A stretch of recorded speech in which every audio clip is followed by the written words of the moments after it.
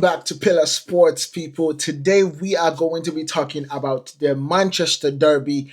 It was totally underwhelming. Is the least of the words I would use, but it is mostly I would say it's a missed opportunity. It's a missed opportunity because Manchester United had the opportunity to do a double. You understand? We had the opportunity to do a double against Manchester City and we did not take it. Let me give you guys context on this situation. This Manchester City's team, I'm telling you, I can put money on it, is one of the worst City team that I have seen under Pep Guardiola. It is truly, they were out and they were open for the taking, and we didn't do it today. Manchester United, in this first, we started, and I have to talk about this. I have to talk about this. VAR is a disgrace. VAR in this situation was a disgrace because that trip of Garnacho in the first half was a penalty. It was in the box and they did not show it. They did not repeat. They did not put it on repetition so it doesn't create a buzz. I just watched the game again. I watched the game again. I slowed it down. I zoomed it up and it was in the penalty box. That is a penalty. That is not just a penalty, but it's a penalty that they have basically robbed off Manchester United. That could have given us all 3 points. Yes, I understand that Manchester United, they get all 3 points and they will probably still be in 13th place. But that gives us an opportunity to build upon something going on Thursday. And we absolutely need to have momentum going to Thursday. Thursday is going to be the biggest game of our entire season, our entire career, and maybe our entire decade or this decade of football. Because we need to win on Thursday. We needed to win this game. But let me go into kind of what the situation is, how the football was played today. Today, we set up in the first half to control the ball.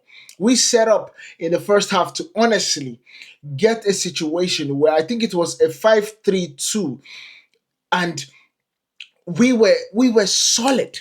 We were solid. We made sure that Manchester City did not have an opportunity at goal. Yes, we saw the shot from outside from Foden, the shot from Gundogan, and the shot from Mamouche. But we were the better side. We had more control. We played the passes. And the one thing you can absolutely see is that you can see build up. There is a build up happening in Manchester United. The structure of Manchester United is getting better by the day. It's getting better by the day, and it is only going to get better when um, Ruben Amorim has the preseason to teach his players, the preseason to actually go deep in the details of how he wants us to play. We would have the opportunity to get players out and get players in the summer, and we will see the better and the best of what Ruben Amorim has to offer. But I was so encouraged. Same thing against Nottingham Forest. The encouragement I saw was us playing football, was us actually building up and actually getting it to a point of view where we had the opportunity to score. But what happens in that situation? What happens when we get to the final third is that we see the lack of quality bears head. We see the lack of decision making. We see the lack of cutting edge drive, want to finish. Pop is head. Pop is rare head, might I add. Because we were meant to win against Nottingham Forest because we played better. We had the better chances. Nottingham Forest had Anthony Elanga and his magical moment. And same thing with this opportunity. Same thing with this game against Manchester United, against Manchester City. The ball that came to Xerxes in the second half, it's almost quite similar the way Robin van Persie scored his first goal for Manchester United. It was a swing. It came as a cutback, and he swung the ball so far right with his left foot that it was the goalkeeper wasn't saving it. And that was almost the same. It was almost carbon copy today for Xerxes, but it was placed right in front of the goalkeeper. That's usually the difference. You have a half chance, a striker that is very experienced and is a bagsman converts it, even in that half chance. But when we have the half chance right now, we basically just hit the goalkeeper and bounce back. That is honestly, truly what has been going on with this past few 5, 6 weeks. Now we are going to be facing Lyon, and we have to. It's a must that we must win at the French side. We must win at France. We must defeat Lyon to go into the next phase of the Europa League. Because I can tell you for a fact that the summer would absolutely be different if Manchester United can say, we are in the Champions League. We have gotten the funds for winning the Europa League. All those things add up to us having a great summer. And I can say it with my full chest that I trust Ruben Amorim to be able to find out what he needs in this team, to be able to recruit and to be able to find something that would complement the style of play. I know for a fact that Manchester United is going to get a striker this summer. And I'm saying that because it will be ludicrous if we do not. It will be ludicrous. It will be us tying Ruben Amorim's hand behind his back. And that's why I'm saying that. It's a must. And in my opinion, you need an experienced striker. Not just a striker. You need someone that you can say, we look behind his track record and we see 20 goal season, 25 goal season, 30 goal season.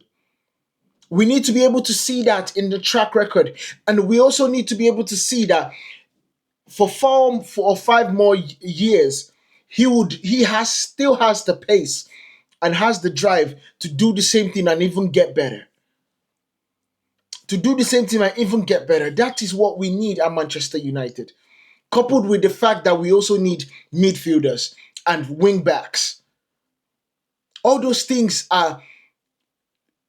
it gives us the true essence of how bad this rebuild is needed. It's needed because we need it. It's not a joke. We need it. It's something that it is utterly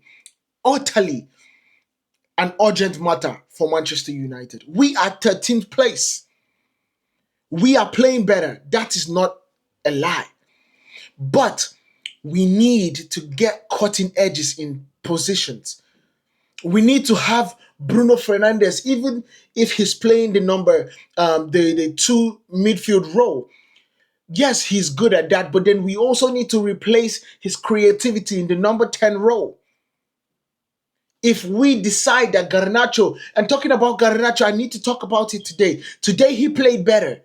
Today he understood that the runs from Dogu it's not ideal. He's not a mannequin. You can use him to either create chance for yourself or use him to get to the bar line. And we saw, in fact, the Xerxes chance that was created was exactly that. We saw the pass go to Garnacho. Garnacho take on the run, eat the space. After eating the space, he saw Dogo at his peripheral.